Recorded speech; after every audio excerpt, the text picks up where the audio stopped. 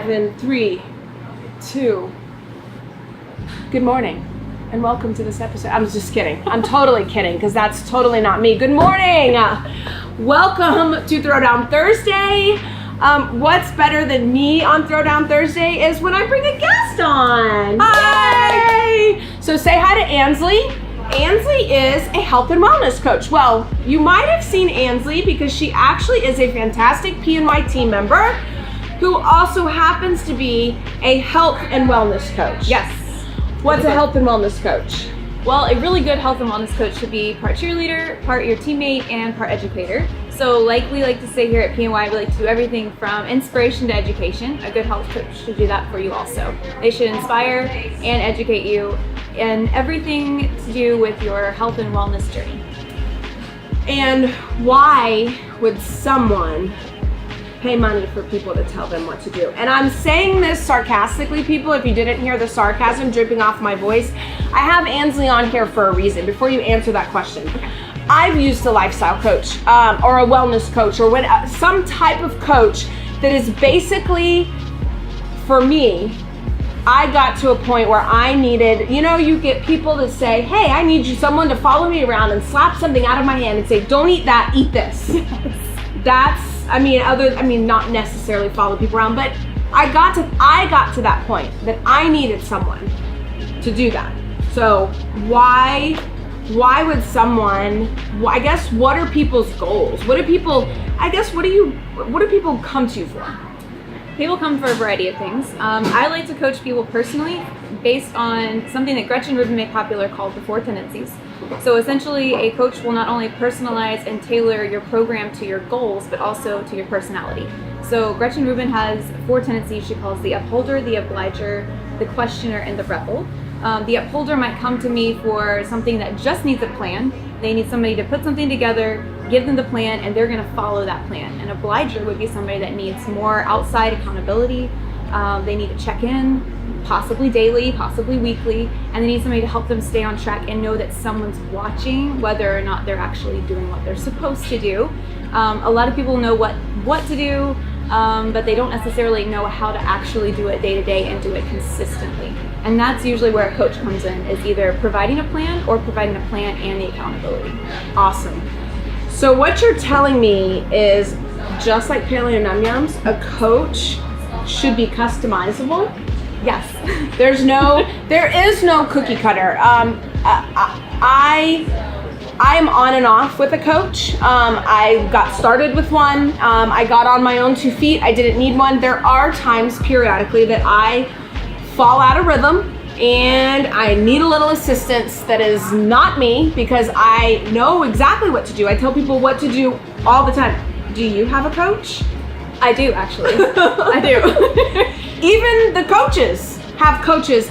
It's not a shameful thing to admit that you need help. In fact, if you are struggling, please ask for help.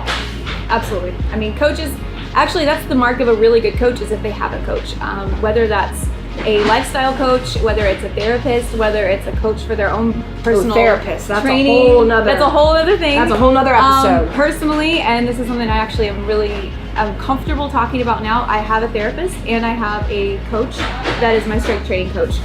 It took me a long time to find the right people for me, and then once I did, just so many things opened up. So even if they don't want you, right? Search, you guys, a coach has to work with you. If you don't get along with, if you interview a couple of coaches, which I encourage you to interview them. Absolutely. You have to have a rapport, because listen, this person is literally going to be telling you what to do. If you don't like them to start off with, dear Lord, you're not going to like them. Find somebody else. I don't know if I ever told you this. So when I first started, I knew I needed help.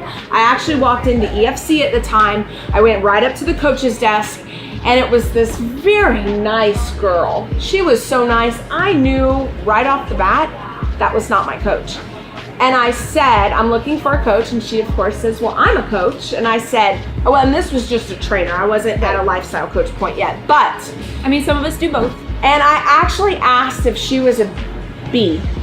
I can't say it because kids watch this, but yes, I actually asked if she was a biatch, and she, yeah, and they like took, but I said, no, I need someone that is not going to be my friend. I need someone to tell me what to do, because I knew my personality. Don't lie to yourself. Definitely don't. And don't lie to your coach. Please don't. Listen, if they ask you for a dang food log, is that a pet peeve of yours? It is, actually. That's the first thing I'll ask for, a food journal. And first, they'll give me a food journal Monday through Friday and not include the weekends. I know what you're doing. Or they'll be like, okay, so this isn't normal. Well, it's normal. It's usually a little bit. I'm like, no, it's not. Just don't change anything you eat. Give me an actual food log, because I'm not actually going to help you. And so that's probably the number one thing when people come with expectations is, I'm going to give you 100%. But if you only give me 10, 20, or 30 of honesty and of commitment, you're only going to get what you put in. So when you find a coach, find somebody you trust, find somebody you have rapport with, find somebody you click with, connect with, and it's going to fit your personality and your goals, but also find somebody that you're willing to give that level of commitment to, because ultimately it's a waste of time if you're not going to give the level of commitment that you also want to see back in your progress. And I'm telling you, if you put in the work and if you let them help you and you're brutally honest, I'm telling you, I got to the point where I gave it all. I said, I'll do exactly as you say for 30 days. And I saw such good results, because they know what they're doing, and you have to really want it. And so if you're at that point, give us a call. Ansley's information is on our website at paleonumyums.com. And if you don't like Ansley, or you don't like if you don't like Paleonumyums, why are you watching this? Yeah. I mean, and who doesn't like us? Nobody.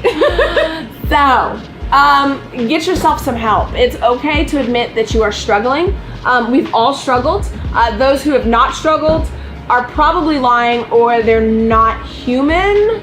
I mean, I don't know if Jason Momoa, I don't know if he's ever struggled. Maybe he struggled with being too good looking. So, get some help. Research coaches, wellness coaches, lifestyle coaches. Find one that's works for you, that you enjoy, and do not be afraid to reach out. If you need some assistance, call us. I actually have lots of lifestyle coaches that I know. It's some type of coaches, wellness, lifestyle, whatever. Everything. We've got one that we can find for your personality, for your needs, to meet your goals. So, absolutely. On that very positive note, Ansley, thank you for joining us. Thank you for having me. And everybody have a fantabulous day. Goodbye.